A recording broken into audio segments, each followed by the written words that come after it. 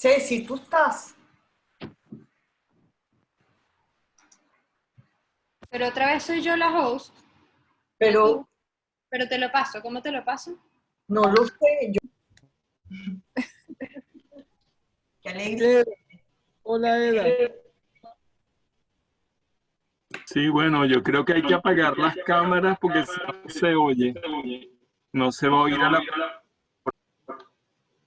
Bueno, por lo menos los micrófonos, sí. Porque yo creo, Gaby, que ya puedes Sí, los arrancar porque micrófonos. estamos tarde y Sí, sí, un momentico Sí. que estos desbarajustes de hoy al comienzo. Eh, Pati, vamos a... no, le toca a Ceci, que es la que está de anfitriona. Ceci. ¿Vemos a Ceci?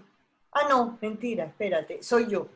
Me pasó, es que Ceci también está teniendo problemas de conexión y creo que me pasó la conexión a mí. A ver, te autoricé, Gaby. A ver, un momentito.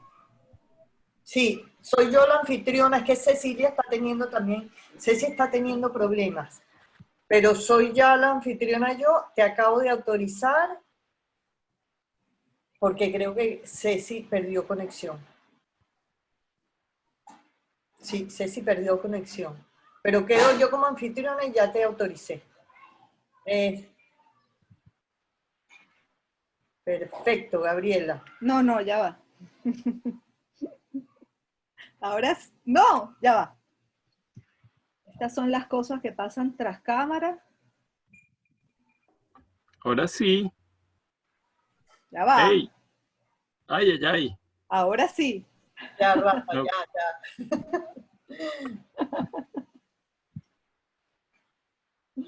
Ahora sí. Muy bien. Sí, la pobre Ceci. Ahora tenemos que hacer, poner la pantalla completa. Exacto, ya la tienes. Okay. Bien. Bueno, saludos a todos. Ahora sí comenzamos.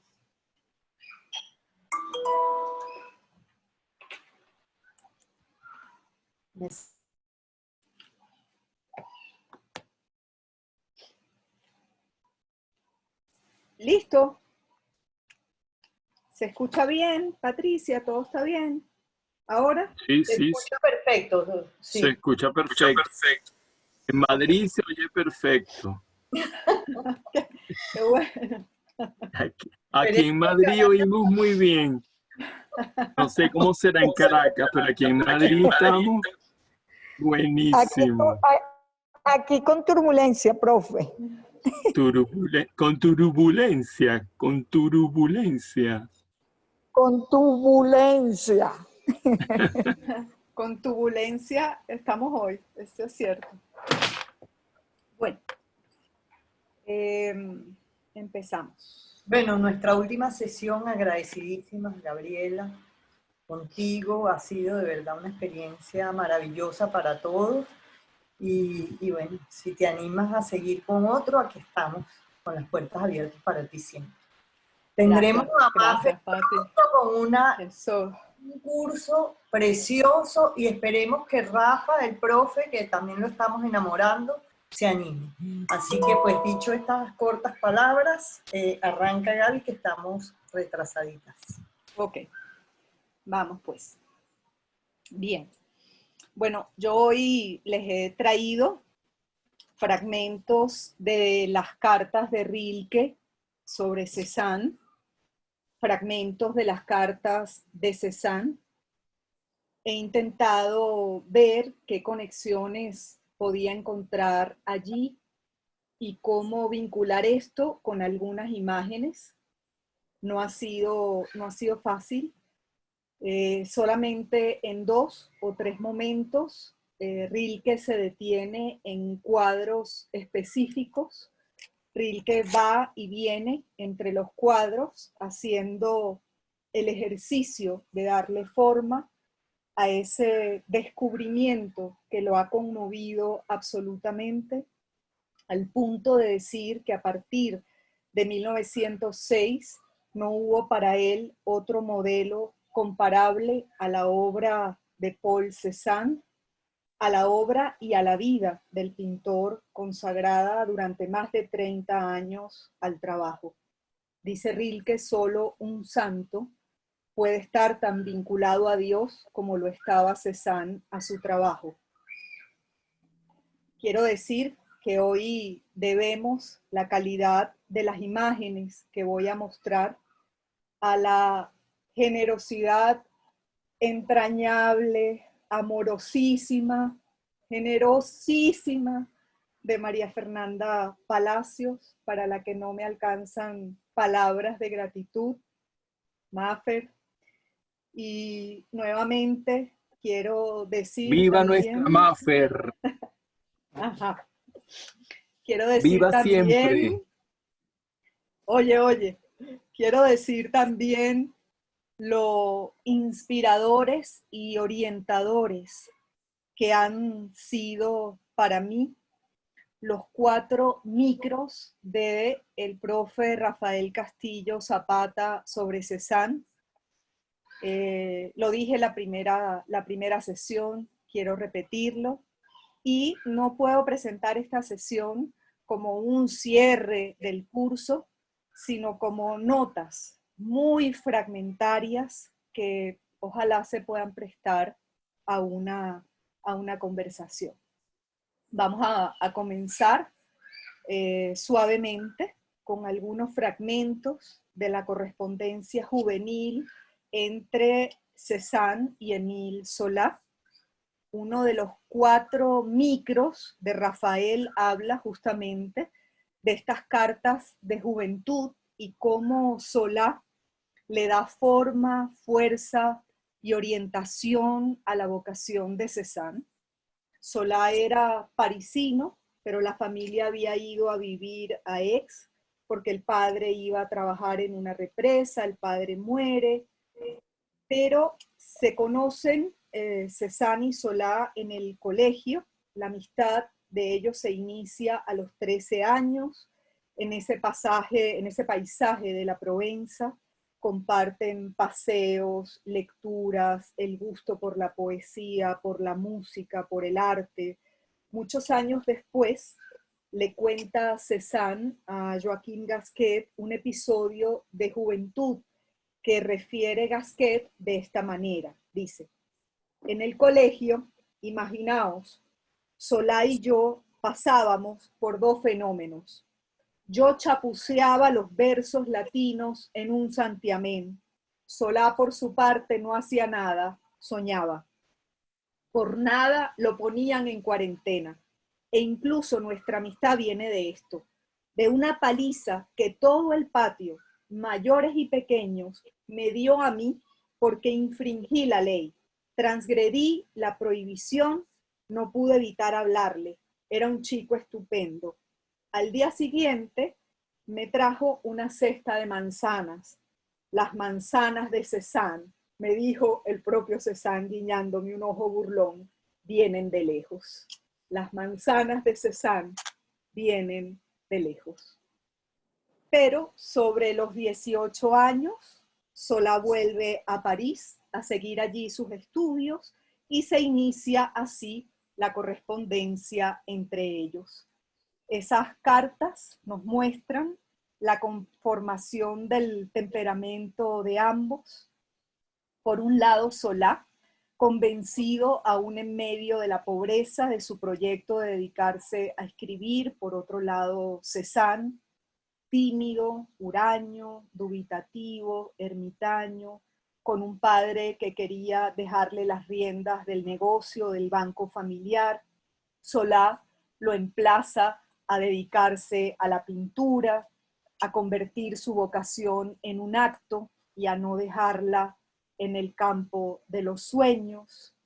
Lo anima a enfrentarse con el padre cuando lo siente decaído, lo previene sobre el realismo, sobre la academia, sobre los entendidos en arte, sobre la pintura de comercio, y finalmente lo va atrayendo hacia París.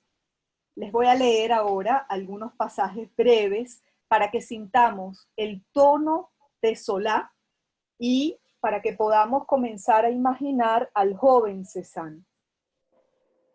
Este fragmento de junio de 1860 dice: en tu última carta me pareces desanimado.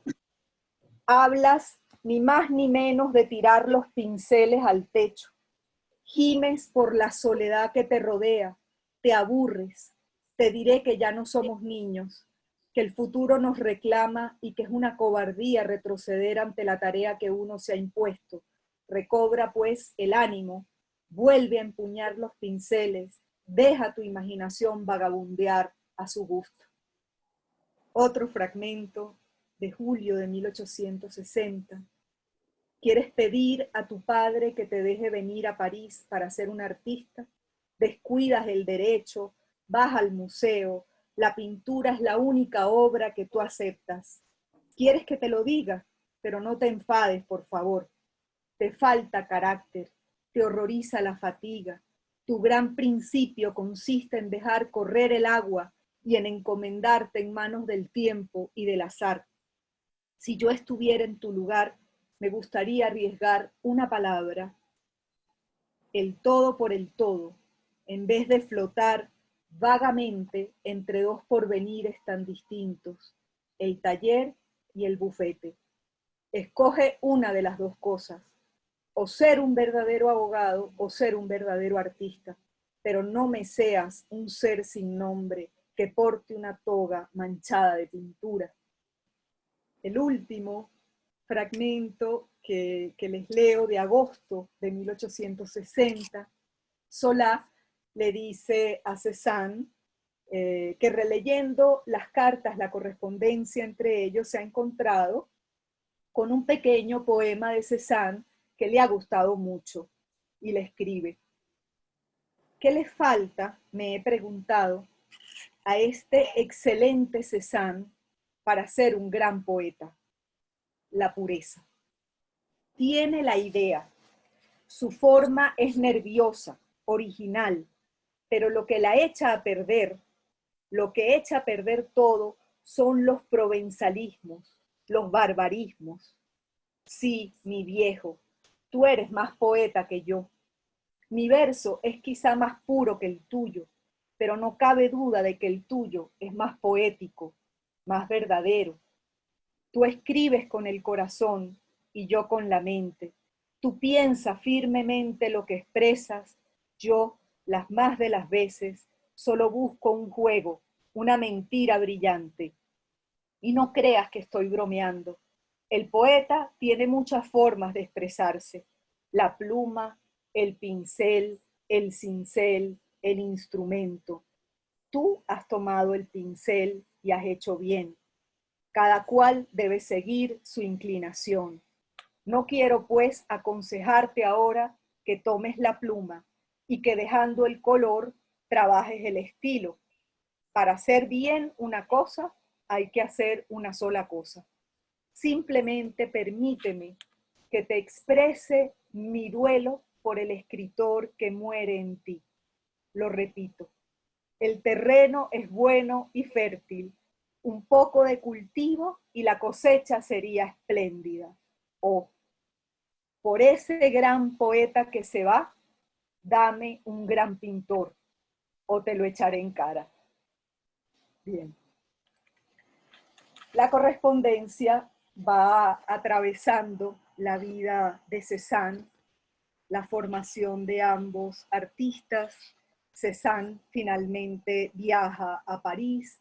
El padre accede al viaje con tal de que entre en la Academia de Bellas Artes, pero es suspendido en el examen de ingreso, se matricula en la Academia Suisse, una academia mucho más libre, donde los artistas podían trabajar a partir de modelos por un precio menor.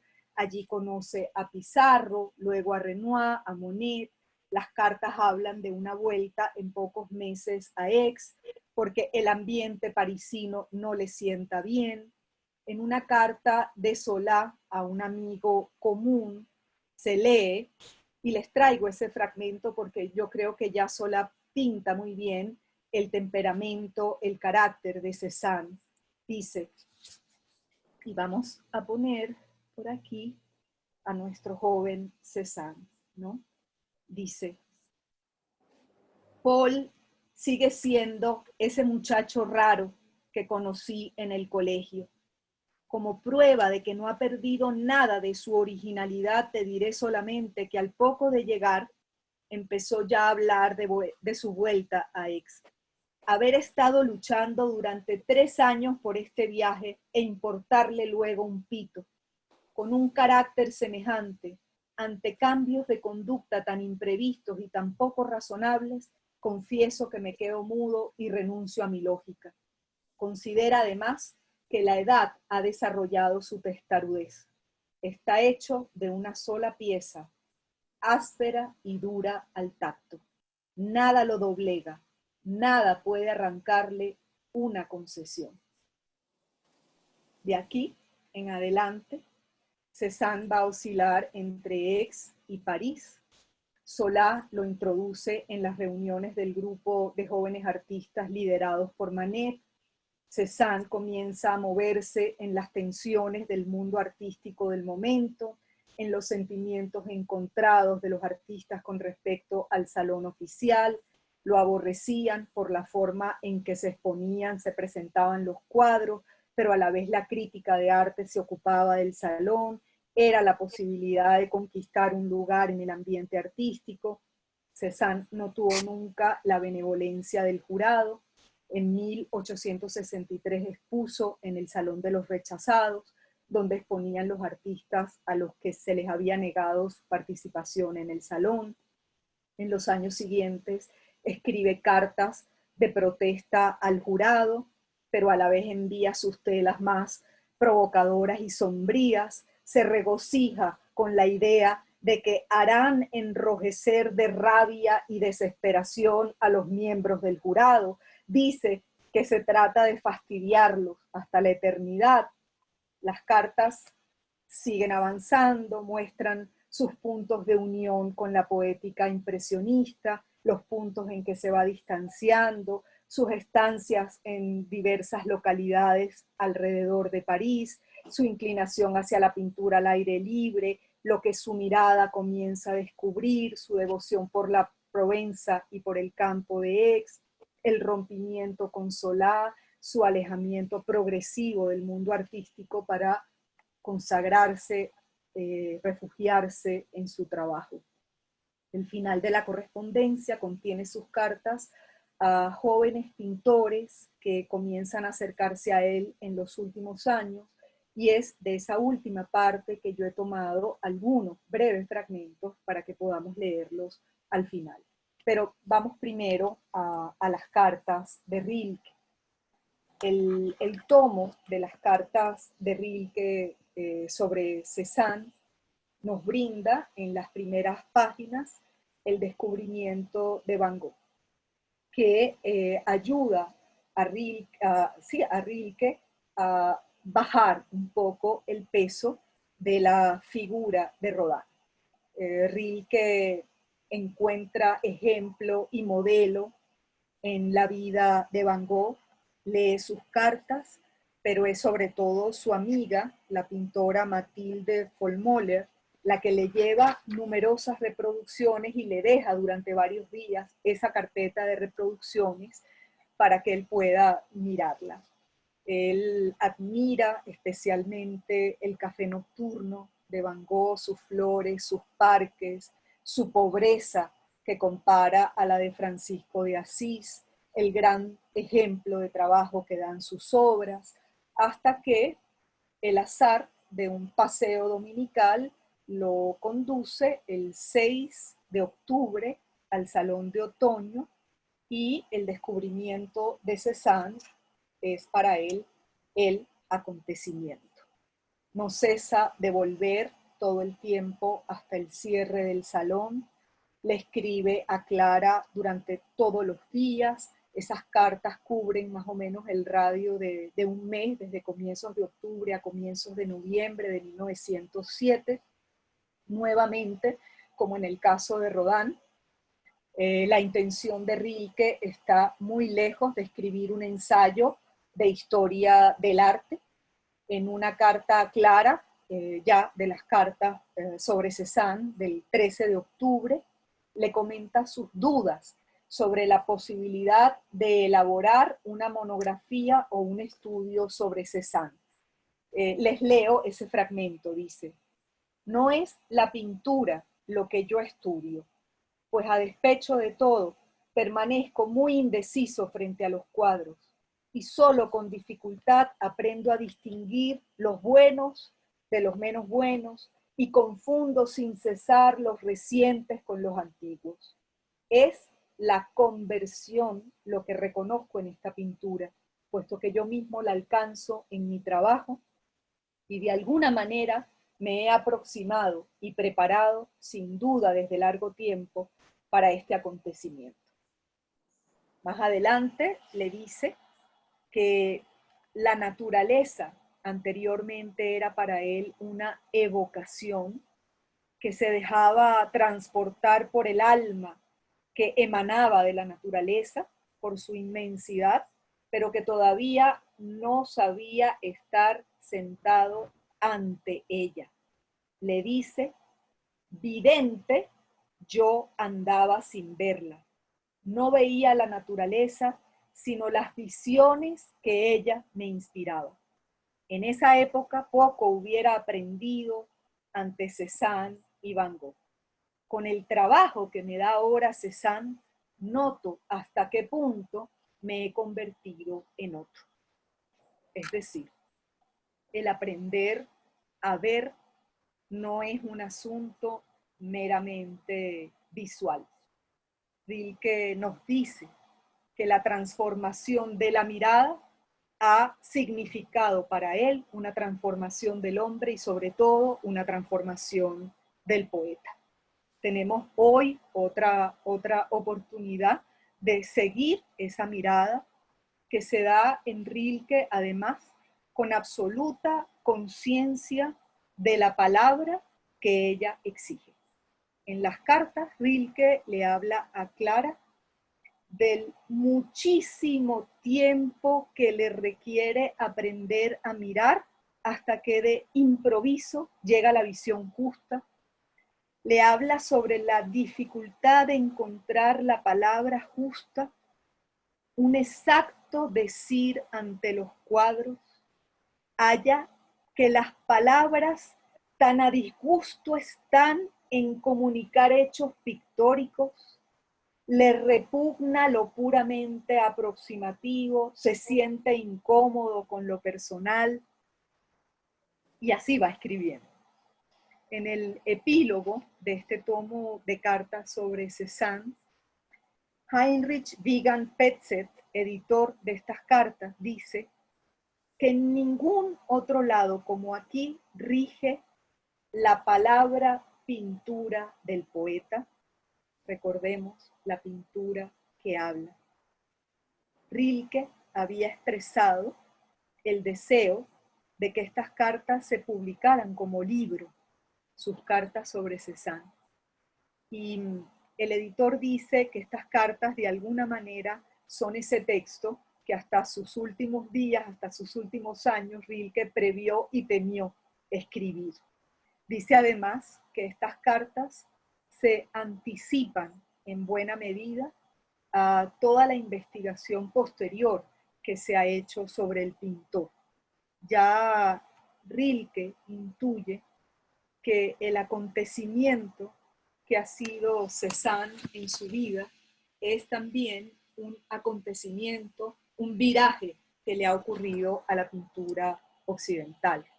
Dice Rafael en uno de sus micros que en estas cartas hay un auténtico tratado sobre la pintura de Cézanne, un tratado muy singular que plantea con una gran perspicacia y una poderosa lucidez intuitiva aspectos fundamentales del quehacer del pintor y de su estética, aprehendidos desde la sensibilidad delicadísima y a la vez irrefutable del autor de las elegías de Brienne. Vamos a tratar de ver hoy algunos de esos aspectos. Y vamos a comenzar esta parte con un poema que había quedado pendiente la semana pasada, Una carroña de Baudelaire. Lo voy a leer. Creo que por allí hay un micrófono.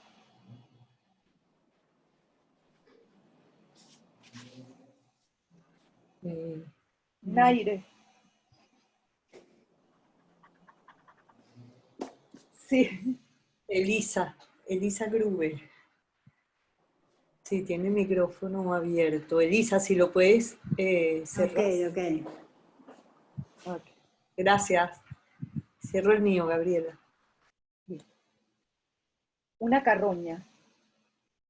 Alma mía, recógete y recuerda el objeto que hemos visto esta mañana, al volver de una senda, un infame esqueleto sobre la tierra lozana, levantando las piernas como una mujer lúbrica, ardiente y sudando veneno, impudoroso abría de una manera cínica su vientre de emanaciones lleno. Iluminaba el sol aquella podredura, como para coserla a punto y devolverle en céntuplo a la madre natura todo lo que ella animó junto. Miraba el cielo, la carroña gigantesca abrirse como una flor. Casi te desmayaste sobre esta hierba fresca con el punzante mal olor. Pululaban las moscas por aquel vientre obeso, y larvas y gusarapos negro ejército iban como un líquido espeso por los vivientes harapos. Todo aquello tenía un fluvial movimiento, o chispeaba y se perdía, dijérase que el cuerpo, gracias a un vago aliento multiplicándose, crecía. Aquel caos sonaba con extraño rumor, como el agua por el sendero o el grano, que en continuo ritmo el ahechador vuelve y revuelve en su arnero. Una forma en la mancha de otra forma abortaba, como esbozo lento en cuajar sobre olvidada tela y que el artista acaba sin llegarlo a acabar. Como esbozo lento en cuajar sobre olvidada tela y que el artista acaba sin llegarlo a acabar. Y detrás de las rocas había un can inquieto que nos miraba contrariado, esperando el momento de unirse al esqueleto y atrapar el mordisco empezado. Pensar que tú serás igual que esta basura y que esta horrible infección, estrella de mis ojos, sol de mi noche oscura, tú, mi ángel y mi pasión. Sí, tú has de verte así, oh reina de las gracias, después de los últimos besos, cuando vayas bajo musgos y floraciones lacias a madurar entre los huesos, pero entonces, amada, di a la larva dañina, cuando muerda tus pobres restos, que yo guardé la forma y la esencia divina de tus amores descompuestos. Recordemos al final de la sesión pasada lo que decía Rodin sobre este poema. Si Baudelaire describe una carroña inmunda, viscosa y carcomida por los gusanos, e imagina a su amante adorada con este espantoso aspecto, nada iguala el esplendor de tan terrible contraste entre la belleza que se quisiera fuese eterna y la atroz desintegración que la espera, y Rilke no había reposo ni aún en la muerte, porque en la misma descomposición, que también es movimiento, la muerte está aún subordinada a la vida.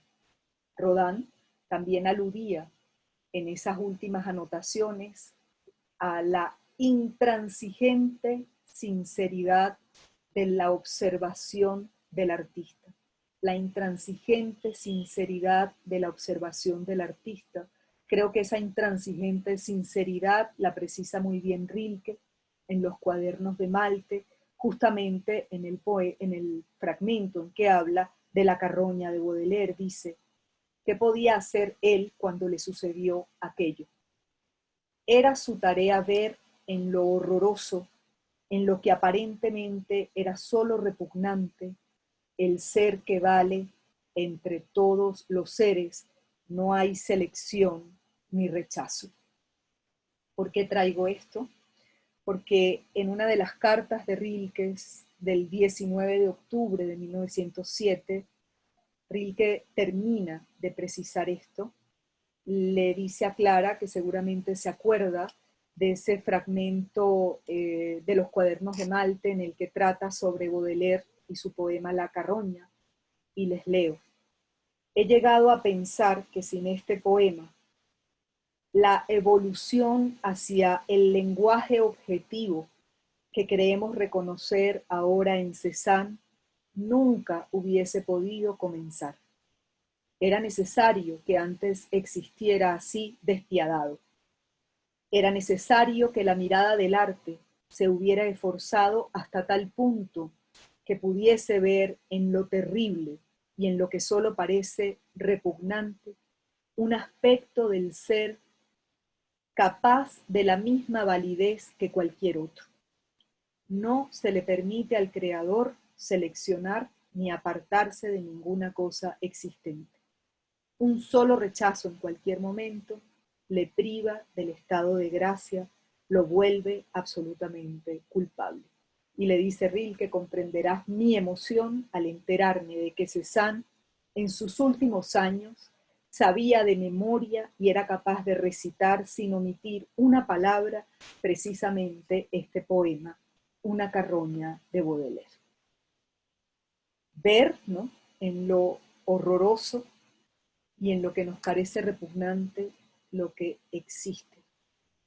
Esto como un paso necesario para la evolución hacia un lenguaje objetivo o hacia un decir objetivamente las cosas que Rilke vincula a lo que Cézanne llamaba la realización ante la naturaleza.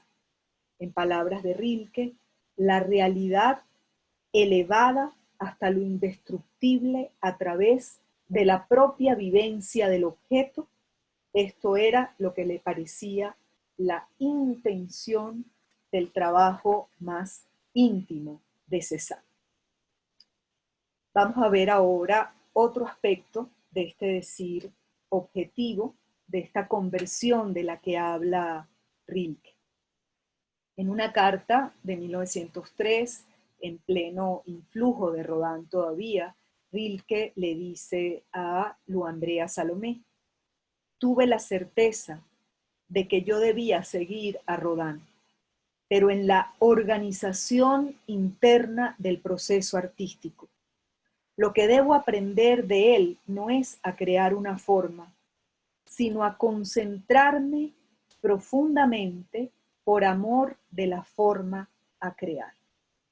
Ahora, en 1907, estudiando y observando sin cesar los cuadros de Cézanne, dice: se comprende también cada vez cuán necesario era rebasar el amor mismo. Es natural amar cada una de estas cosas cuando se están haciendo, pero si esto se muestra, ya no está tan bien, porque se juzga en lugar de decirlo. Uno deja entonces de ser imparcial, y lo mejor, el amor, queda fuera de la obra, no se integra a ella, queda sin trasponer al margen. Así nació la pintura de emociones. Se pintaba, amo esta cosa, en lugar de decir, hela aquí, y que cada quien pueda ver si la ha amado. Así, sin dejar resto, el amor se consume en el acto de pintar. Esta consumación del amor en trabajo anónimo, de la que nacen cosas tan puras, quizá nadie la ha logrado tanto como nuestro viejo, ayudado en esto por su natural interno, que se hizo hosco y desconfiado. A nadie ya le hubiese mostrado su amor, aunque tuviera que sentirlo. Pero en esta disposición desarrollada enteramente por su aislamiento y rareza, se volvió hacia la naturaleza y supo reprimir su amor por cualquier manzana, depositándolo en la manzana pintada. ¿Puedes concebir lo que esto representa? Rilke también decía de Van Gogh que su amor por las cosas se mantenía oculto hasta para él mismo. Dice, no muestra su amor, lo tiene, y lo saca de él y lo mete rápidamente en el trabajo, en lo más profundo e imparable del trabajo. Es decir, para Rilke, si el amor por lo que se está haciendo se muestra, ese amor queda al margen de la obra, no se integra a ella. Decir lo real, aproximarse a las cosas y a los seres, no para proclamar su amor, sino porque se quiere expresar lo que es. Incluso todavía hacia 1914, en una carta a Benvenuta, Rilke le dice, ver, por ejemplo, desde el interior de un perro, insertarse en el perro, en el preciso lugar en que es perro. Mi felicidad terrestre se ha situado en los instantes rápidos, profundos de esta intuición. Cuando se ama, esto comienza a desaparecer. Entonces viene el perro, un sufrimiento indecible y no se tiene ya libertad para pasar generosamente dentro de él. Me hubiese gustado aquí, creo que hubiese cabido leer el poema La Pantera, ¿no? La manera en que el poema penetra en ese animal aturdido, ¿no? Al que el espectador ve desde el interior hasta que logra decirlo. Pero vamos a terminar con una imagen de un poema que Rilke escribió en 1908, es el Requiem para una amiga, para la pintora Paula Modersohn-Becker, que había muerto en el parto y que además había sido la primera persona que le presentó a Rilke la pintura de Cézanne. Dice, ¿por qué eso lo entendías? Frutas plenas, las ponías en fuentes ante ti y medías su peso con colores. Y como frutas viste a las mujeres y a los niños lo mismo, desde adentro, movidos a su forma de existir. Tan sin deseo fue al fin tu mirada y tan sin nada, tan de veras pobre que no te deseó ni a ti. Era santa. Bien, seguimos. Vamos a acercarnos ahora al color, a un color, a partir de un poema de Rilke, escrito en julio de 1906, justo unos meses antes del encuentro con la obra de Cézanne. El poema se titula Hortensia Azul y forma parte de los nuevos poemas. Vamos a leerlo. Dice, cual resto de verde en el fondo de un tarro, así estas hojas resecas, sin brillo, ásperas, detrás de los corimbos que en sí un azul no llevan, pero de lejos lo reflejan. Lo reflejan harto lloroso e impreciso, como si de nuevo quisieran perderlo, y como en viejo papel azul de cartas, hay amarillo en ellos, violeta y gris, descolorido, cual delantal de niña, ya en desuso, al que ya nada le acontece, qué breve el plazo de una pequeña vida, mas de súbito, El azul parece renovarse en uno de los corimbos y se ve un tierno azul que se alegra frente al verde. Que hay aquí el movimiento sutil de la vida de un azul que se refleja en el ramo de hortensias. Ese reflejo decae, parece perderse y de pronto vuelve a prender. En una carta del 7 de octubre, Rilke le escribe a Clara sobre la sala de los Cézanne. Le dice: toda la realidad está allí de su parte, en ese azul denso, enguatado que le es propio, en su rojo, en su verde sin sombra y en el negro rojizo de sus botellas de vino. Qué pobreza tienen también en él todas las cosas. Sus manzanas son siempre manzanas para hacer compota y sus botellas de vino para llevar en viejos bolsillos de chaqueta ya deformados. Cómo conmueve siempre a Rilke la pobreza, la mirada de pobre que también admira en Van Gogh, ese resplandor interior, íntimo, que da la pobreza a sus cuadros. Pero sigamos con el color. En diversas cartas, Rilke dice que tanto en las naturalezas muertas, como en los paisajes, como en los retratos de Cézanne, el color queda totalmente absorbido en la realización. Que Cézanne usa el color solo para obtener con él el objeto. Que la forma solo alcanza plenitud cuando está en equilibrio con el color, poco o mucho, pero exactamente lo que el objeto pide. Gasquet cuenta respecto a retratos que Cézanne había hecho tanto de su padre como de Vollard, sobre la lentitud y el intenso trabajo con que Cézanne avanzaba. Dice que se pasaba la mayor parte del tiempo observando con el pincel y la paleta en la mano, estudiando meticulosamente su objeto.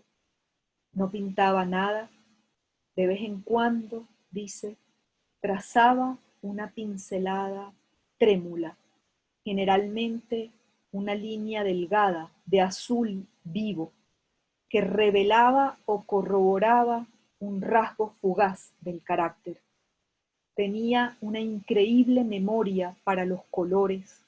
Se esforzaba en observar los colores más insignificantes de la realidad con una modestia similar a Flaubert. En su carta del 8 de octubre le cuenta a Clara que se ha dado una vuelta por el Louvre, que ha estado mirando muy bien a los venecianos, cómo estos maestros sabían ya que el color es lo que hace a la pintura. Luego le habla de Manet, el primero en concederle al negro los mismos derechos que los demás colores. Alude a la posibilidad de componer una monografía sobre el azul que partiría de las pinturas al pastel de la veneciana Rosalba Carriera y del concreto azul del siglo XVIII hasta el azul de Cézanne.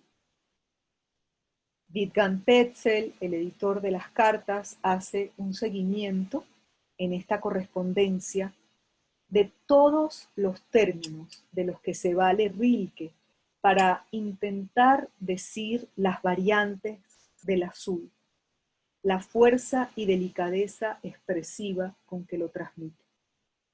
Un azul que no reposa en nada, la buena conciencia de este rojo, de este azul, un océano de frío azul apenas naciente, un azulado gris paloma, un azul sombra del antiguo Egipto, un espeso azul algodonado, un azul de cera, un húmedo azul oscuro, un azul jugoso o cerrado, o un azul que escucha, un azul tempestuoso. Mientras más entusiasma, más intensidad y riqueza de matices haya en sus experiencias del azul, hasta en la última carta desde Praga, habla de un burgués algodón azul y de un leve azulado nuboso, toda la escala de un solo color puesta en los cuadros por el pintor, dicha por el poeta. Qué lejos, dice el editor, quedan esas designaciones artesanales como la de azul índigo o azul de Prusia. En otra de sus cartas, Rilke le dice a Clara que ha pasado horas delante de determinados cuadros, que con ver 2 o 3 Cézanne bien elegidos se puede ver todos sus cuadros. En otra carta le dice que no ha examinado ese día ningún cuadro en particular, que solo ha sentido el ambiente que crean los cuadros de Cézanne, que ha percibido su presencia fundiéndose en una realidad colosal. Como si aquellos colores, dice, me liberaran de una vez por todas de cualquier duda. La conciencia de aquel rojo, de aquel azul, su sencilla veracidad me educan. Si me sitúo entre ellos con entera disponibilidad, parece como si hicieran algo por mí. Ahora sí, vamos a intentar percibir ese ambiente a través del azul enguatado, frío, naciente, agrisado, jugoso, húmedo, cerrado, algodonado, oscuro, nuboso, que nos brinda la poesía muda de Cézanne.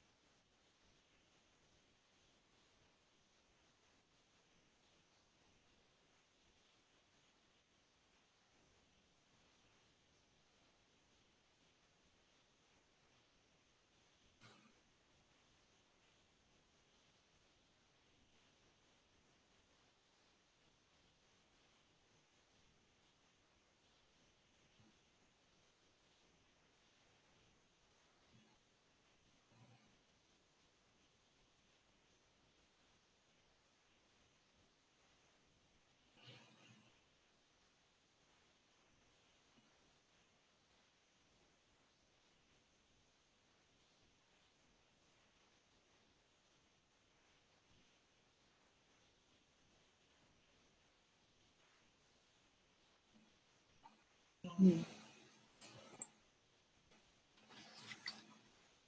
Bien. Vamos a intentar ahora acercarnos, tocar un poco el modo de trabajar de Cézanne, eso tan denso y misterioso que él llamaba surrealización. Vamos a comenzar por un fragmento de Rilke. Dice: hoy quisiera hablarte un poco de Cézanne, en lo tocante al trabajo. Según él mismo lo afirmaba, había estado viviendo como un bohemio hasta los 40 años, y solo después de haber conocido a Pizarro le habían entrado ganas de trabajar, pero en grado tal que en los últimos 30 años de su vida no hizo sino trabajar, por lo que parece sin alegría, con permanente rabia, en discrepancia con cada uno de sus trabajos, ninguno de los cuales le parecía que alcanzaba lo que él tenía por indispensable. Llamaba a eso la realización y lo encontró en los pintores venecianos que había visto antes en el Louvre y visto luego de nuevo y a los que respetaba incondicionalmente. Estaba viejo, enfermo, caído, rendido cada tarde por el monótono trabajo diario, tanto que a las 6 al oscurecer se iba a dormir después de haber cenado sin ganas. Era irascible, receloso, burlado, escarnecido, maltratado siempre que se dirigía a su taller. Esperaba llegar quizás a alcanzar lo único que él juzgaba esencial. Además, había complicado su trabajo del modo más obstinado. En los paisajes o naturalezas muertas, perseveraba concienzudamente ante el objeto, pues solo lo trataba dando complicadísimos rodeos. Comenzaba por los tonos más oscuros y cubría su profundidad con una capa de color que sobrepasaba un poco sus límites, y así sucesivamente, ampliando y avanzando color sobre color, llegaba poco a poco a otro elemento contrastante del cuadro con el cual, partiendo de otro centro, procedía de igual modo. Creo que los dos actos del proceso, la captación visual y segura del motivo y la apropiación de lo captado, el uso personal del mismo, tal vez siguiendo una toma de conciencia, iban chocando mutuamente, comenzaban a hablar, por así decirlo, al mismo tiempo, quitándose de continuo la palabra, escindiéndose sin tregua, y el viejo Cézanne soportaba su discordia, paseaba arriba y abajo en su taller, andaba arriba y abajo por su estudio, donde las verdes manzanas yacían esparcidas, o se sentaba desesperado en el jardín y ahí se quedaba. Esta discordia, esta contradicción está para Gombrich en la necesidad, en su deseo de ser fiel a las impresiones sensibles ante la naturaleza, de abandonarse a sus sensaciones y a la vez se esforzaba por buscar la gravedad, la serenidad, la sólida simplicidad, el equilibrio que había caracterizado y que él amaba en los grandes maestros del pasado. Otra descripción de la forma de trabajar de Cézanne nos las pasa Thomas Craven. Yo no estoy leyendo esto como teoría estética, ¿sí? Como no soy entendida en arte, para mí son ejercicios imaginarios que me ayudan, ¿sí? a eso, a imaginar un poco cómo trabajaba, qué buscaba Cézanne. Dice: en sus últimos años iba con tanto fervor al campo para pintar en el lienzo como lo hacían sus vecinos para sembrar la tierra y recoger las cosechas, pero la bondad de su fruto era menos tangible. Se levantaba a cualquier hora de la noche y asomaba por la ventana su cabeza con la esperanza de poder contar a la mañana siguiente con un día gris, que a su modo de ver constituía el tiempo ideal para la representación de sus sensaciones. Tornándose cada vez más exigente, destruía los lienzos que no le gustaban, los tiraba contra los árboles por la ventana de su taller, los abandonaba en los campos. Cuando Vollard llegó a la Provenza con la intención de comprar algunos Cézanne, los aldeanos, enterados de que andaba por allí un parisiense loco dando dinero por pinturas viejas, sacaron de graneros y desvanes un número considerable de naturalezas muertas y paisajes. Su técnica, al parecer muy sencilla, era en realidad minuciosa y sumamente complicada. Tomemos un ejemplo. Cézanne coloca ante sí, sobre la mesa, una manzana roja. La vista y el tacto le dicen que la manzana tiene en general la forma de esfera, pero al estudiarla a la luz del taller, el ojo le hace ver que su contorno se divide en planos de diversa intensidad de color y de tono. Estas divisiones escapan a la mirada indiferente del profano, pero para el ojo adiestrado son evidentes y complejísimas. Los pintores académicos, haciendo caso omiso de los reflejos y sombras accidentales, habrían tomado pintura roja para modelar el objeto esférico por gradación uniforme del color principal. Cézanne, en cambio, trata de conciliar la sólida redondez de la fruta con las luces y sombras que descomponen su forma en diversos planos. Ve pues ante sí una esfera, cuyo color propio es el rojo, pero observa que su superficie absorbe o refleja otros colores de diversa procedencia: el azul del mantel, el verde de los árboles que se ven por la ventana, el amarillo de las paredes de la habitación. Ese tortuoso proceso de modulación, como él lo llamaba, amenazó con acabarle la existencia. Vamos finalmente a escuchar a Cézanne, a leer algunos fragmentos de Cézanne en esta correspondencia con los jóvenes pintores, sobre la que habría mucho que decir, pero marcamos la importancia del contacto con la naturaleza para vivificar en uno mismo, dice Cézanne, los instintos, las sensaciones artísticas que residen en nosotros.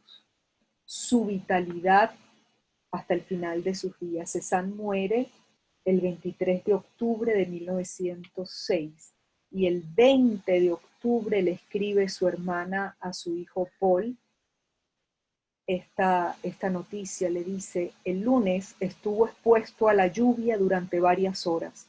Lo trajeron en una carreta de lavandero y entre dos hombres lo subieron a la cama. Al día siguiente se levantó temprano para ir al jardín del taller a trabajar en el retrato de Vallier, bajo el tilo. Volvió gravísimo. Ya conoces a tu padre. 2 días después murió, es decir, murió prácticamente pintando. Vamos, aquí nos quedaba un azul. Vamos a leer estos fragmentos. Yo los voy a leer como anotaciones.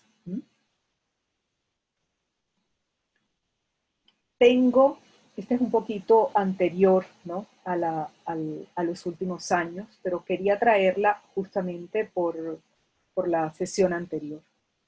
Tengo que seguir trabajando, no para llegar al producto acabado, lo cual provoca la admiración de los imbéciles.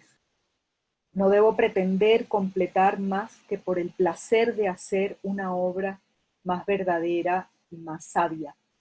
recordé mucho, ¿no? Leyendo este fragmento, lo que decía Maffer la semana pasada, cómo por dentro está surgiendo aquí una unidad que no necesita mostrarse, decía Maffer, para estar completa, ¿no?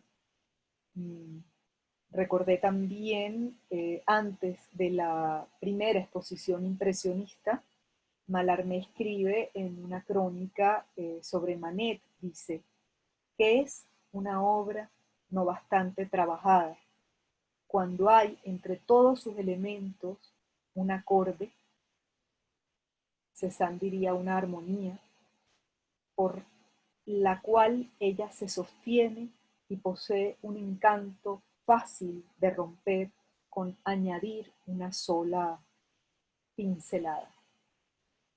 Aquí cabría ver los blancos, los puntos blancos en obras de Cézanne, lo que se ha estudiado como inacabado, pero bueno, no hay chance. Otro fragmento: deseo encomendarme a usted, dice Gasquet, y a sus buenos recuerdos, para que los eslabones que me unen a este terruño natal tan vibrante, tan áspero y tan luminosamente reverberante, que hace parpadear la vista y embruja el receptáculo de las sensaciones, no acaben rompiéndose y desligándome, por así decir, de la tierra en que tantas cosas he experimentado, aún sin ser consciente. Aún sin ser consciente, primero la relación con el paisaje de Aix, pero esta inconsciencia gustaba, agradaba mucho a Rilke, la prefería a lo que a él le parecía que eran intenciones demasiado claras de Van Gogh en sus cartas. El arte es una armonía paralela a la naturaleza. ¿Qué decir de los imbéciles que dicen que el artista es siempre inferior a la naturaleza? Me habla en su carta de mi realización en el terreno del arte.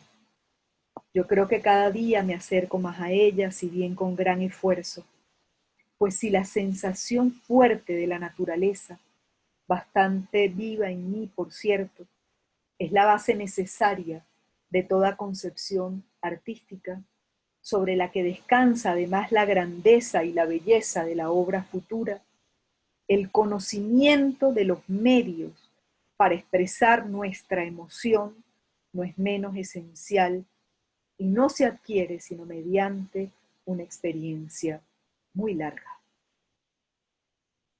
La sensación fuerte de la naturaleza y el conocimiento de los medios para expresar nuestra emoción.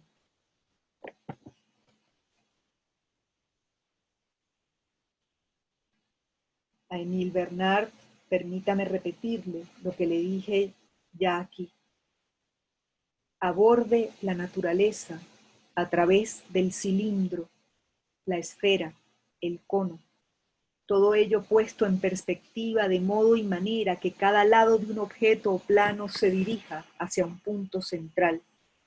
Las líneas paralelas al horizonte dan la extensión, es decir, una sección de la naturaleza, o si usted prefiere, el espectáculo que el Pater Omnipotens Aeternus despliega ante nuestros ojos. Las líneas perpendiculares a este horizonte dan la profundidad. Ahora bien, la naturaleza se halla, para nosotros los hombres, más en profundidad que en superficie. Miren esto qué bonito. De ahí la necesidad de introducir en nuestras vibraciones de luz, representadas por los rojos y los amarillos, una suma suficiente de azulados, con objeto de hacer sentir el aire.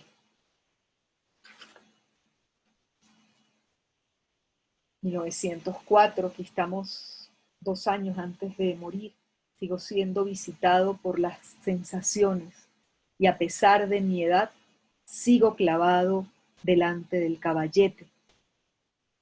25 de julio. Para realizar progresos no hay nada como la naturaleza. El ojo se educa a su contacto. Se torna concéntrico a fuerza de mirar y de trabajar. Quiero decir que en una naranja, una manzana, una bola, una cabeza, siempre hay un punto culminante. Y este punto, a pesar del efecto terrible, luz y sombra, sensaciones cromáticas, es siempre lo que está más cerca de nuestro ojo. Los bordes de los objetos huyen hacia un centro colocado en nuestro horizonte. Con un poco de temperamento se puede llegar a ser un buen pintor. El dibujo no es más que la configuración de lo que usted ve.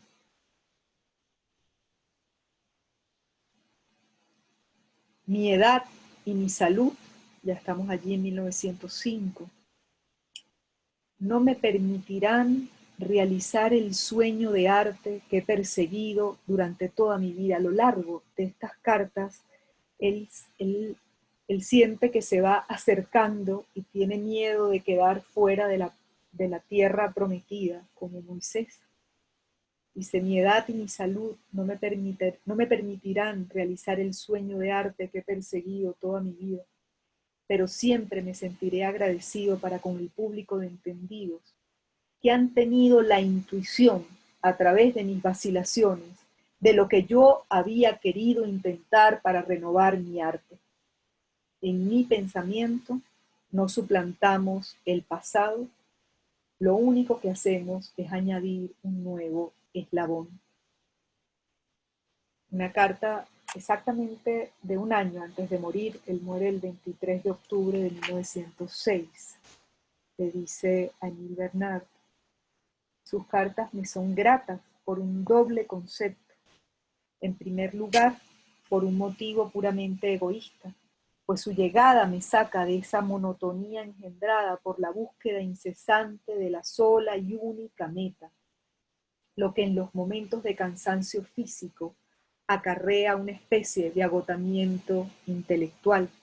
Y en segundo lugar, porque me permiten machaconearle sin duda en exceso la obstinación que pongo en conseguir la realización de esa parte de la naturaleza que desplegada ante nuestros ojos nos da el cuadro. La realización de esa parte de la naturaleza que desplegada ante nuestros ojos nos da el cuadro.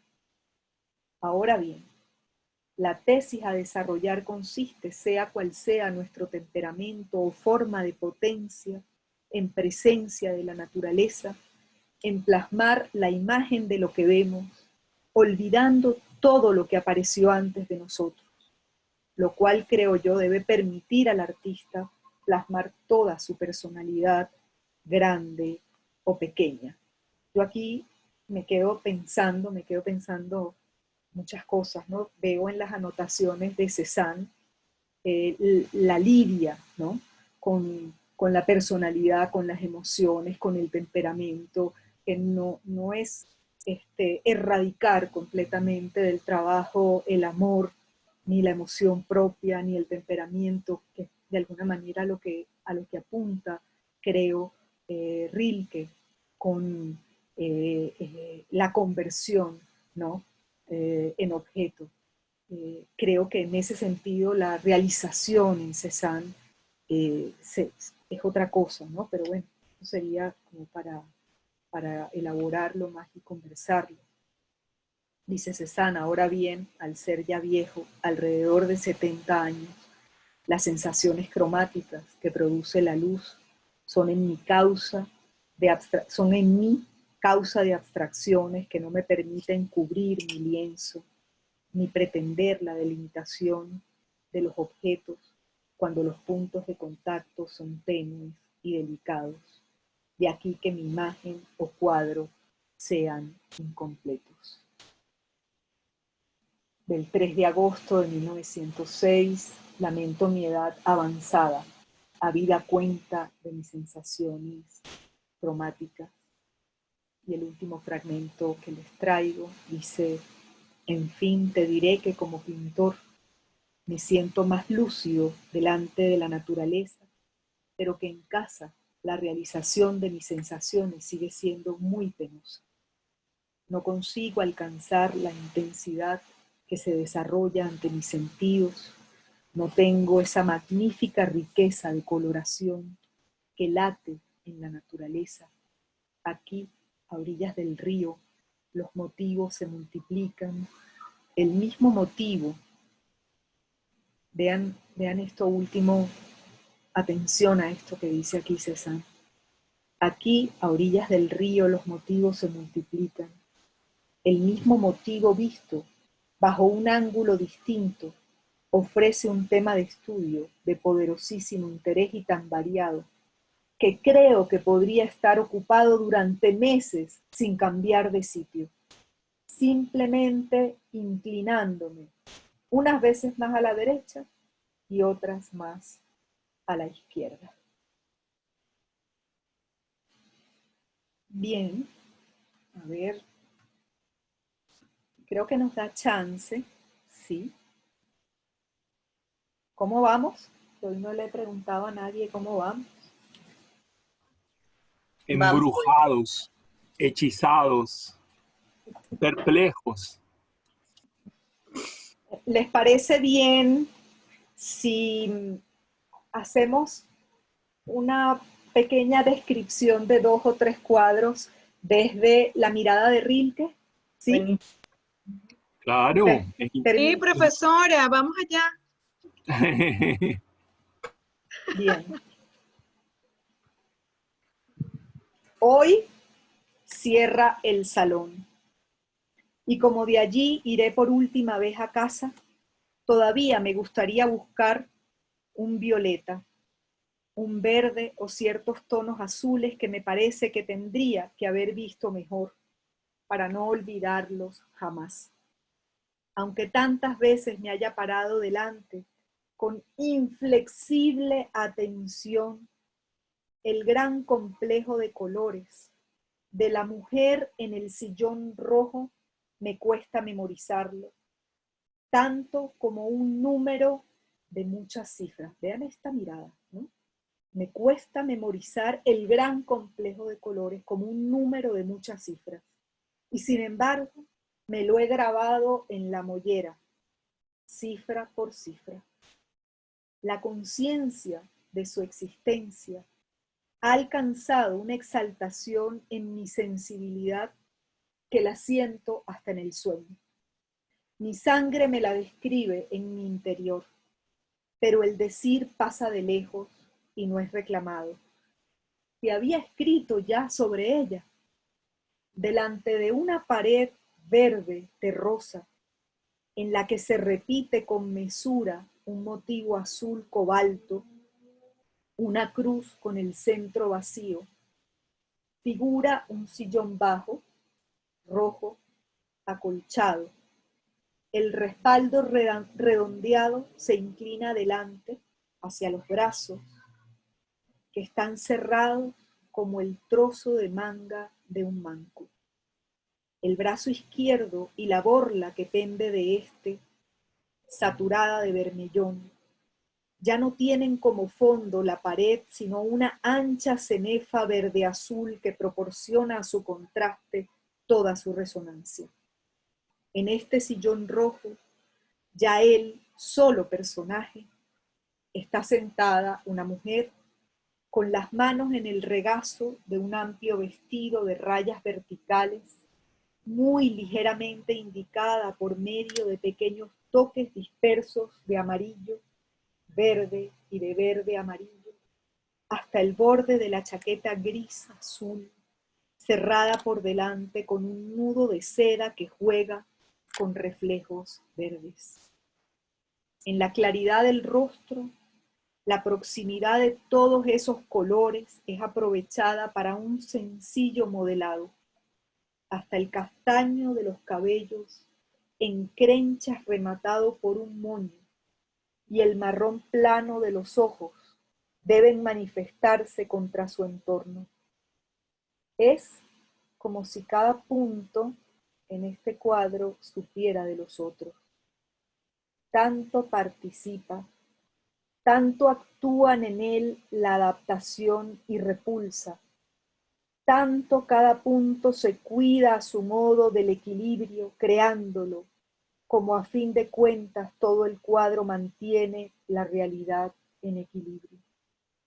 Se dice que es un sillón rojo, el primer y definitivo sillón rojo de toda la pintura, pero lo es solamente porque en él se ha asociado una experimentada suma de colores que como quiera que sea lo refuerza y afirma en el rojo. Para alcanzar el máximo de su poder expresivo, el sillón está pintado con gran vigor en torno al suave retrato, al extremo de producir la impresión de una capa de cera. Y no obstante, el color no pesa en demasía sobre el objeto. Este aparece tan perfectamente traducido a sus equivalentes pictóricos que aún estando tan logradamente comunicado, su realidad burguesa pierde todo el peso en su existencia definitiva de imagen.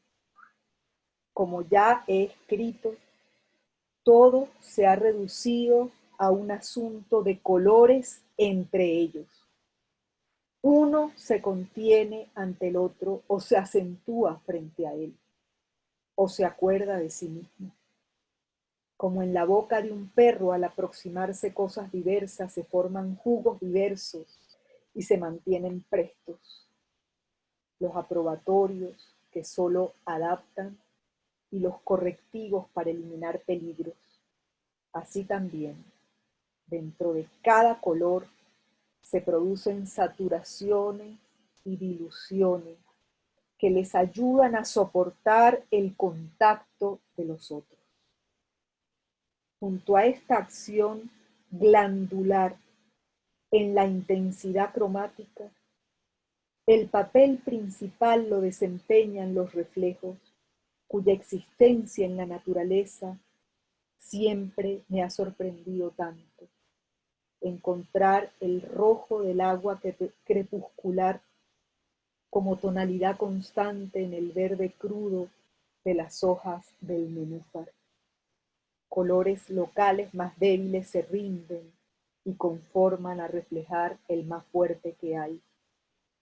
En este vaivén de mil influencias recíprocas, el interior del cuadro vibra, se eleva, cae sobre sí mismo y en ningún punto está quieto. Ya es suficiente. Por hoy ya ves lo difícil que se hace aproximarse al máximo a los hechos.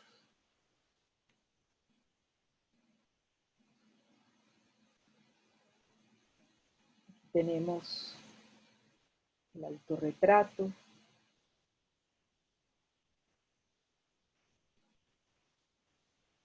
Pero vamos a leer, vamos a hablar más bien hoy de este.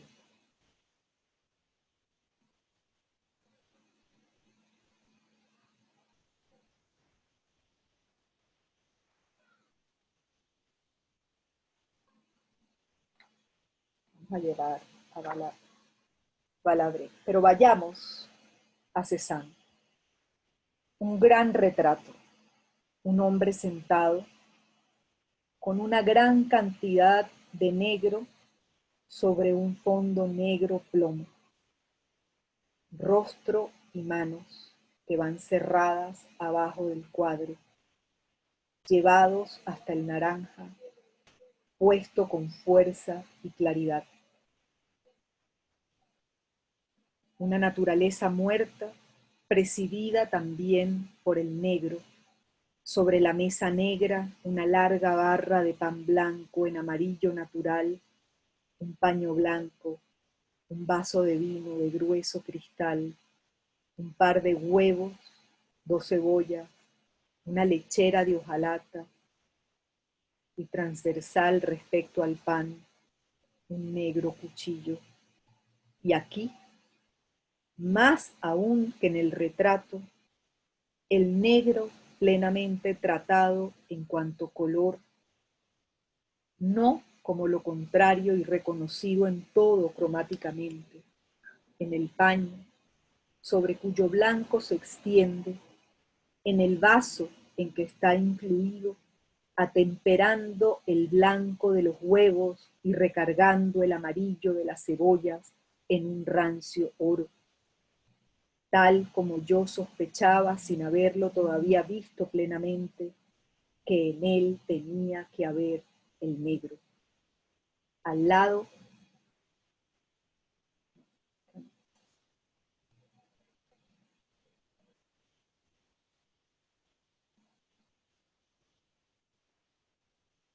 vamos a ver los autorretratos.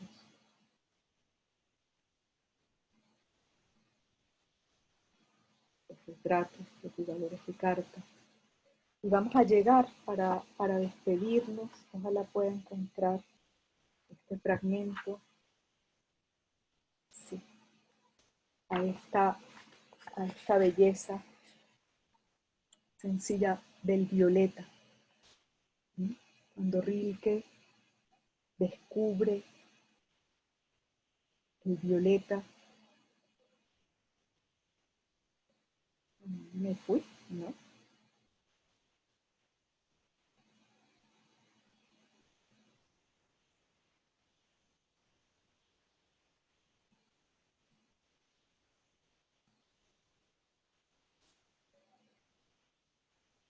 Se me perdió.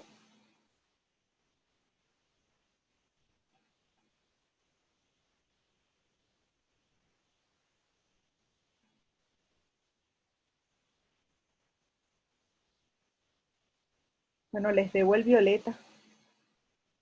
Se me perdió el violeta, pero les dejo el encargo entonces de buscarlo, dice. Sobre todo el violeta, un color que no había sido nunca desplegado tan pormenorizada y matizadamente.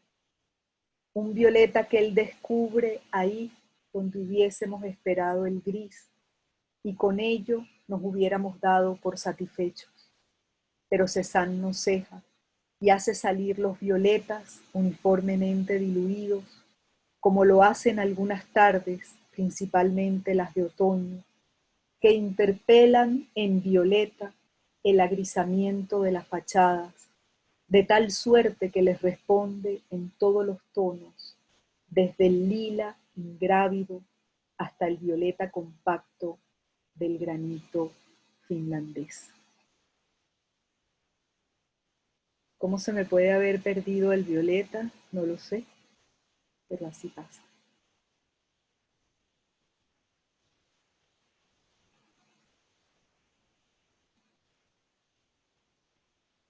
Profe, Bueno, con esta profe, huida del violeta, mira, profe, dígalo.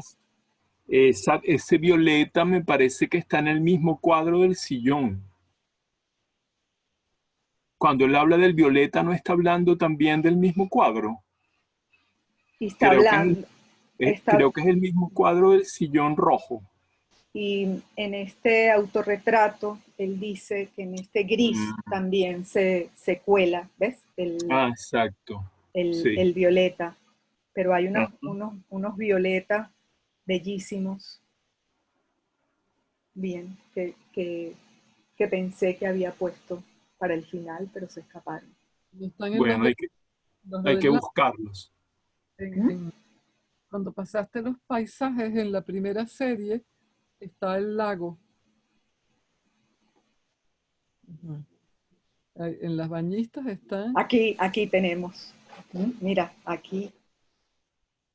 Y un poquito hay unas bañistas, aquí está lila, hay unas bañistas en violeta que me enviaste, pero tenía todos los violetas en un grupo y no sé qué pasó.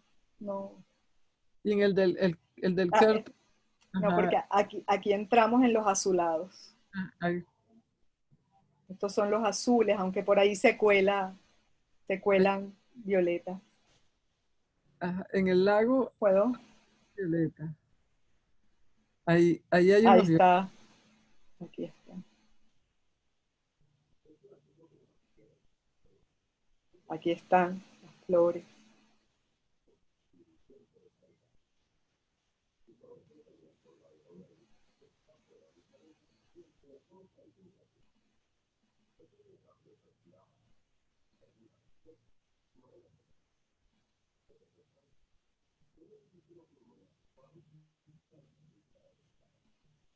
Bien, pero podemos despedirnos.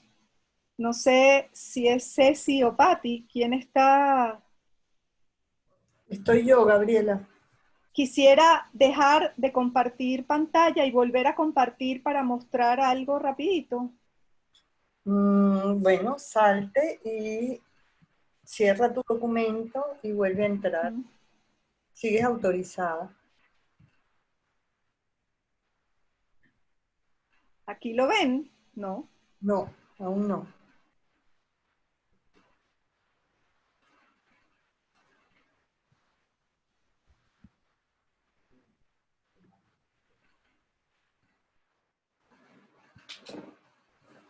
No, creo que no se puede. A ver.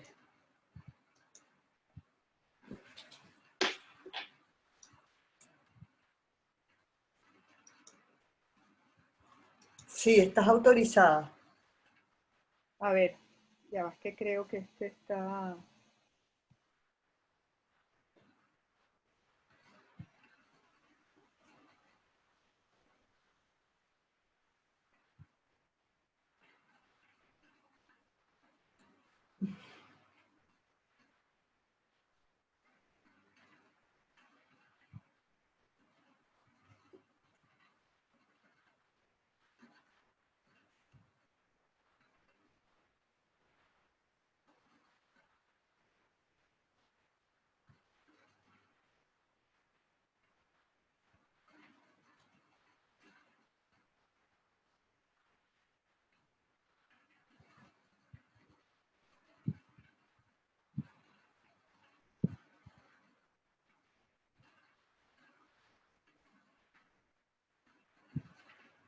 Ahora me perdí.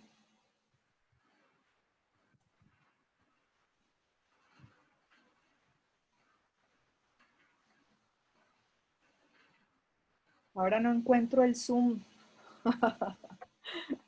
Menos mal que esto... A ver, Patti. ¿Pero qué querías hacer, profe? Quería abrir un...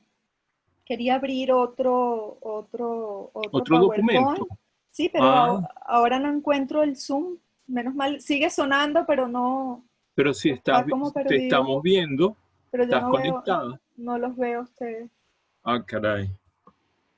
¿Pero qué quieres hacer? ¿Compartir un ¿Otro documento? Claro, en principio me gustaría reencontrarlos primero a ustedes. Es Bueno, una sesión de pérdidas.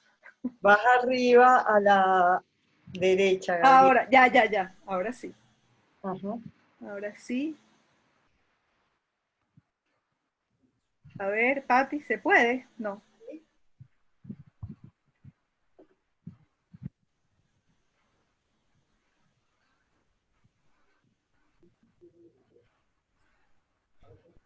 Ahí, Gabriela. Exacto. Ahí está, ¿verdad? Sí. Bueno, solamente para que podamos ver este álbum de fotos a nuestro Cezanne que nos envió Maffer para que lo veamos. Darle aquí. Hasta que se va convirtiendo.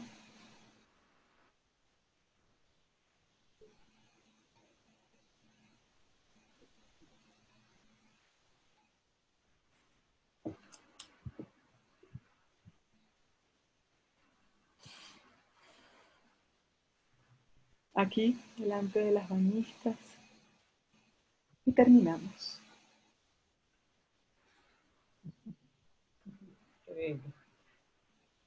Listo, ahora sí. Bueno, gracias a todos por su paciencia.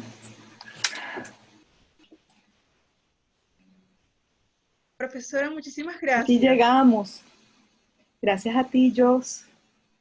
De verdad que en estos días leía al escritor Blanco Calderón decir en Twitter que había terminado de ver una serie y le había parecido finalmente una manera, ver esa serie había sido una manera de hacer alma y le adjudicaba eso de hacer alma a la profesora María Fernanda Palacio, ¿no? Que eso lo decía la profesora María Fernanda. Y estas clases han sido hacer alma sin duda alguna. Así que se lo agradezco muchísimo. Y para mí también, para mí también, para mí también. Yo también tenía el alma desparramada. Y esto me ha ayudado a recogerla un poco. Sí. Ando horrible, pero bueno, yo quería hacerle, bueno, no sé si es un comentario o una pregunta. Yo no soy especialista ni nada en artes, recién ahora voy a entregar mi tesis doctoral y me sigo considerando una diletante, ¿no? En estos días hablaba con un amigo y hablando de Duchamp, él me decía que lo decía Lyotard, ¿no? Decía que lo importante de Duchamp era que había demostrado que no era tan importante la obra como el obrar de la obra, ¿no? Y bueno, esto no es como muy fácil de entender, pero escuchándolo a usted y leyendo a Rilke y escuchándolo a usted haciendo esas lecturas, uno comprende, podría acercarse a comprender qué es el obrar de la obra, ¿no?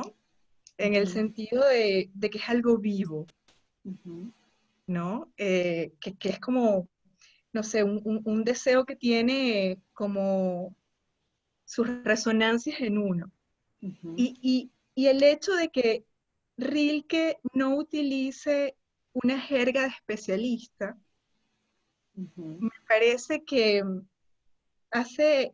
le da como más vida a la hora, ¿verdad? A la hora de expresar, digamos, o de describir, que es más que una descripción, obviamente, ese obrar de la obra.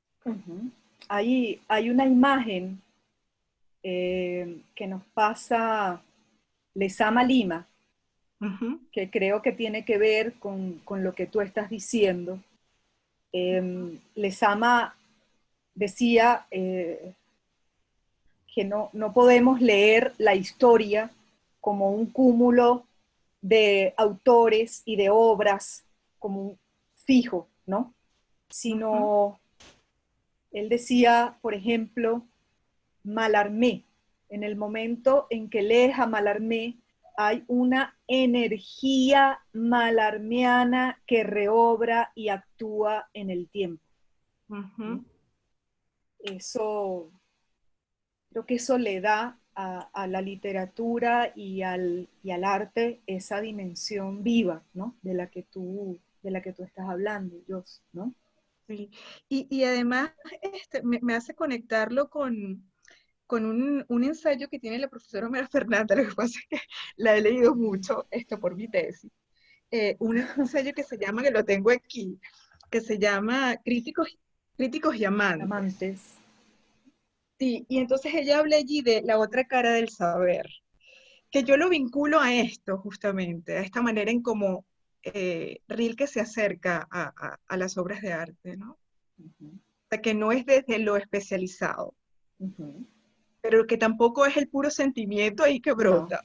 No. Eso es un poco lo que yo trataba de explicar hoy en un momento que a mí me llama mucho la atención en las cartas, es la incomodidad el ejercicio de mirar y la incomodidad que tiene Rilke con todo, y que me parece una maravilla. Es decir, no se trata de decir sus propios sentimientos, ni tampoco se trata de ponerse como un entendido, como un conocedor, cómo atestiguar la obra. Es decir, es desde dónde decir como una tensión, ¿no? En la que lo está molestando, y desde ahí es que habla, ¿no? Ni confiado en su propia percepción, ni confiado en una cuestión externa, vivo, ¿no? Sí, sí, y con la apertura también hacia la novedad, o sea, hacia eso que emerge, digamos. Quiero decir que no cosifica el asunto. ¿Sí? Como él mismo lo dice, ver implica una disponibilidad, ¿no? Correcto, sí, así es, así es. Bueno, profesora, ya voy a parar porque puedo seguir hablando. Así que muchísimas gracias de nuevo y nada, no sé hasta cuándo van a estar esas clases disponibles para reverlas y reescucharlas. Que yo creo que quedan ahí.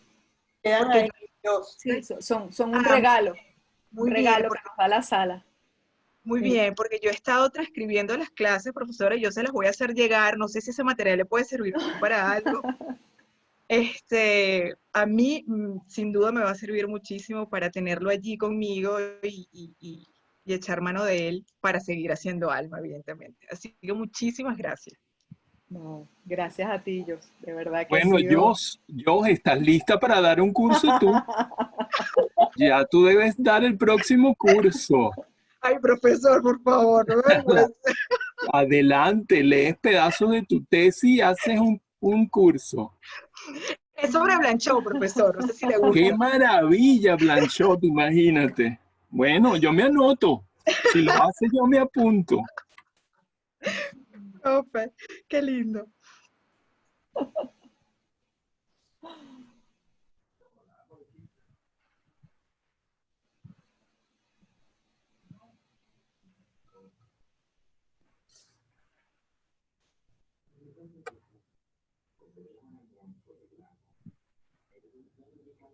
Bueno, ¿algún otro comentario? Bueno, profe, quiero felicitarte. La verdad es que ha sido una experiencia súper enriquecedora y, bueno, lo que deja abierto un campo de exploración todavía, pues. Tiene que seguir haciendo el curso una segunda parte. No, profe, esa segunda parte es tuya. Ah, ok. La hacemos juntos. Como siempre la fantasía con María Fernanda, hacer cursos juntos. Esto lo podemos hacer juntos también. Pero sumamente interesante todo. No, Bueno, muy agradecido, Gaby. Un gracias, abrazo. gracias. Un abrazo, Rafa. Profe, le habla Mins. No, yo te reconozco en la respiración. Profe, yo creo que el próximo martes voy a ir a su casa. Porque ya siento las saudades de las 4 de la tarde, profe. Ya las empiezo a sentir. Lo aprecié y lo disfruté enormemente y me llevo una sensación como con mucho para regar. Qué bueno, qué bueno. Esta era Miriam. Esta es Sí, Miriam. esa es Miriam. Miriam, Yo, vale. Sí, es ¿Cómo Miriam. estás? Qué gusto escucharte. Bueno, profe, fíjate. yo sigo buscando, ¿se acuerda que lo buscaba como palito de romero hace tiempo? Me está pasando lo mismo otra vez. Está buenísimo. Bueno, ya veremos cómo nos encontramos. Ya hablaremos, sí señor. Ok.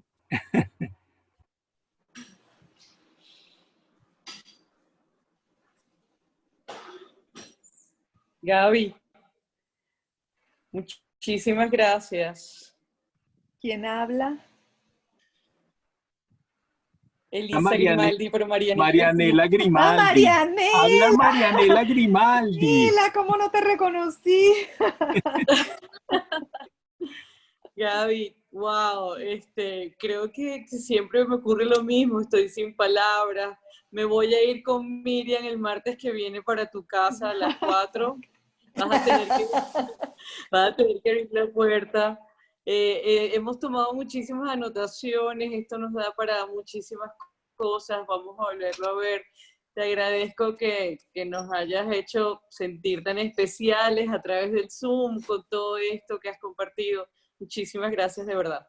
Oh, gracias, Mela. Gracias a ustedes, de verdad. Gracias a ti, que han sido 5 semanas de buen trabajo, ¿no? De un trabajo que en estos días ayuda mucho.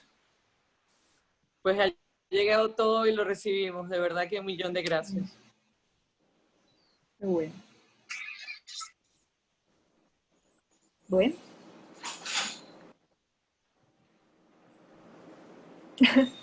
Joss dice, hablen. Ay, perdón.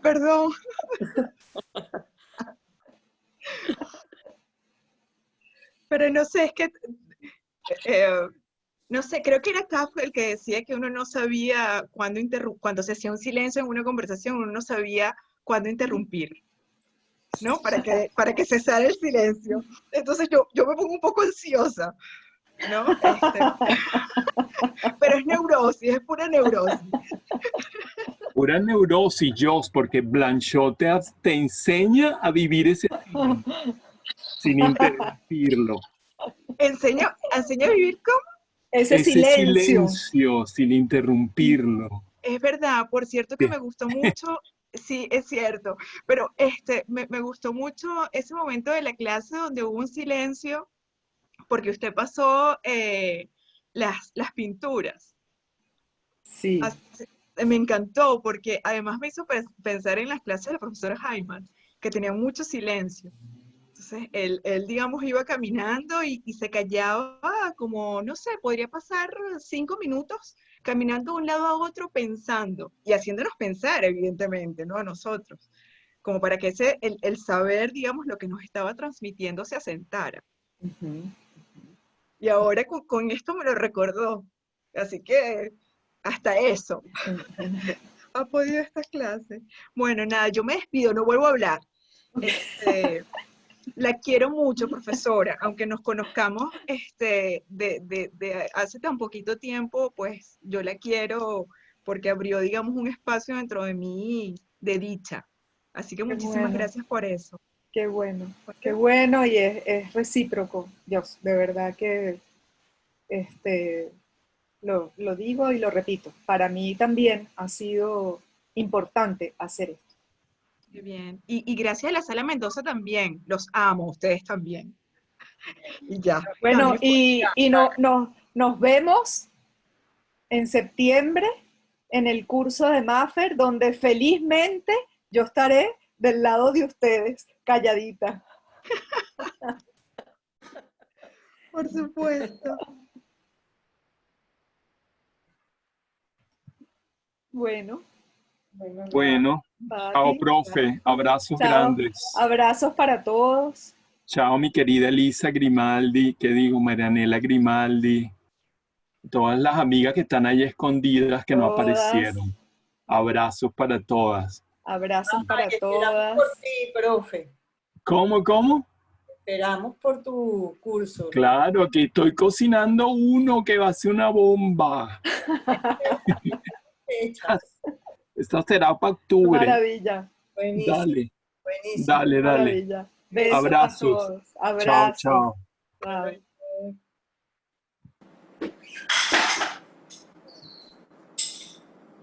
Muchísimas gracias, Gaby. De verdad ha sido un placer por estas 5 semanas.